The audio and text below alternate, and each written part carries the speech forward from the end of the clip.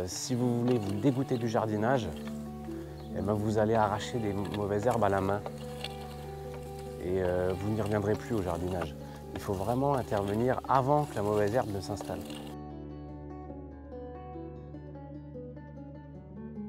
Alors toujours sur la parcelle, le jardin vivrier, on va appeler ça comme ça. Donc ici on est dans le maïs et je vais passer un coup d'outil parce qu'on voit qu'on a des petites mauvaises herbes qui arrivent.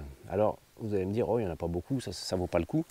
Mais si je laisse ces petites mauvaises herbes se développer, en très peu de temps elles vont devenir plus grandes, elles vont avoir un système racinaire plus accroché et un coup d'outil ne suffira plus. Alors que là, je ne vais pas me fatiguer, toujours avec le cercloir oscillant. Je vais passer dans les rangs. Alors là en plus, la terre est toujours de plus en plus fine, puisqu'à chaque fois qu'on passe un outil, elle devient un petit peu plus fine. Donc là, ça va être du plaisir. Je vais quasiment tirer l'outil du début à la fin, sans me fatiguer, en gardant le dos droit. Donc il n'y a pas de, c'est pas une contrainte en fait le désherbage, mais il faut bien s'y prendre. Là, on voit que on avait eu le premier cerclage, donc je vous avais fait une vidéo. Et ensuite, je suis venu avec le butoir. Donc on voit encore les traces du butoir là. Donc la terre est partie à gauche et à droite. Et là, comme on voit des petites mauvaises herbes qui sont en train de revenir, eh ben on va mettre un coup de cercloir oscillant dans l'inter-rang.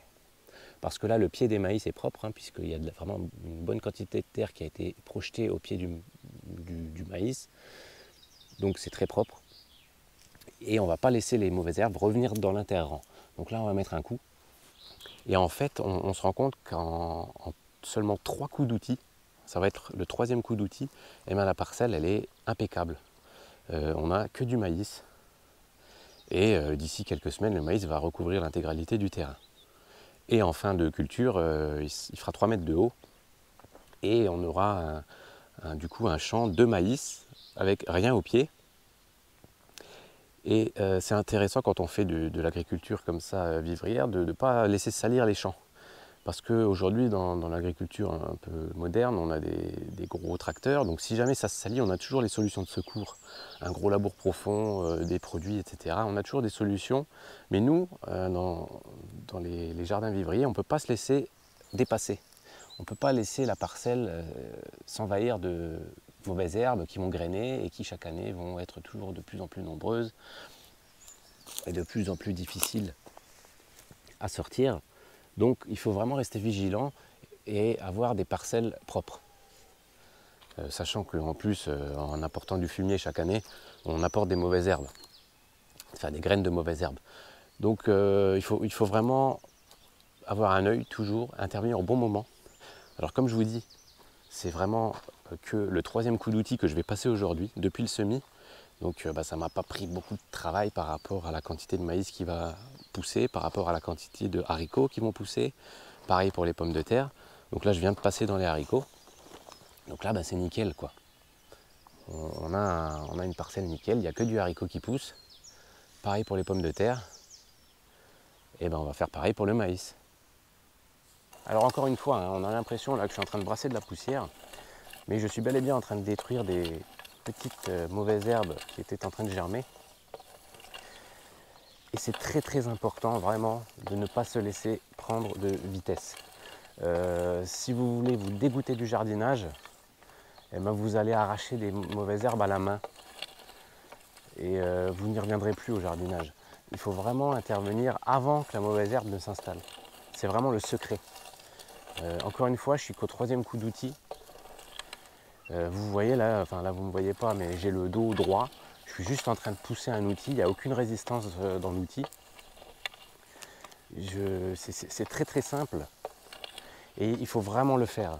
Si je ne le fais pas et que je reviens dans 2 semaines, j'ai le champ, il est recouvert de mauvaises herbes. Et là je profite justement d'un temps un petit peu sec pour permettre au maïs de prendre de l'avance, parce que lui il a des racines maintenant, donc il va pousser. Et là, comme il n'annonce pas de pluie quasiment pendant 1 semaine, il n'y a plus rien qui va germer. Le maïs, lui, va continuer sa route. Et en fait, il va recouvrir le terrain. Et je vais peut-être devoir repasser encore une fois pour faire un butage au pied du maïs. En tout cas, si le temps reste plutôt au sec, Là, en gros, je ne vais plus avoir besoin de désherber jusqu'à la prochaine pluie. Et c'est ça qu'il faut comprendre, c'est que là, j'ai tué tout ce qui était en train de germer, tout ce qui avait des petites racines. On va rentrer dans une semaine sans pluie. Le maïs, il a un système racinaire, il va se débrouiller. On n'irrigue pas le maïs, hein, on refait nos semences d'année en année avec, voilà, avec du maïs qui n'a jamais été arrosé. Et du coup, il ne va pas pleuvoir pendant une semaine, là il n'y a plus rien qui va germer, le maïs va prendre de l'avance et à un moment donné il va recouvrir le terrain et ensuite les pluies vont revenir parce que la pluie va forcément revenir, sauf qu'à ce moment-là, eh ben, les feuilles de maïs vont faire de l'ombre. Donc là, ce sera plus l'eau qui sera limitant pour les mauvaises herbes, ce sera l'accès au soleil. Et à ce moment-là, c'est bon, c'est gagné, la culture sera propre, j'aurai plus rien besoin de faire. Le maïs, il va aller jusqu'à ses 3 mètres de haut comme chaque année, et le champ en dessous du maïs, ce sera propre. Et au moment de la récolte du maïs, eh ben, j'aurai un champ propre. Voilà, donc vraiment, c'est important de ne pas se dire oh, c'est bon, il n'y a rien à faire là. Eh bien si, en fait, c'est les mauvaises herbes que vous voyez là. Eh ben ça, si je fais rien, eh ben, ça va être la merde dans à peine quelques jours parce que ça grandit très vite. Hein. Donc il ne faut pas se laisser avoir, quoi. Donc je vous invite vraiment à bien désherber vos cultures et le jardinage sera vraiment une partie de plaisir pour vous.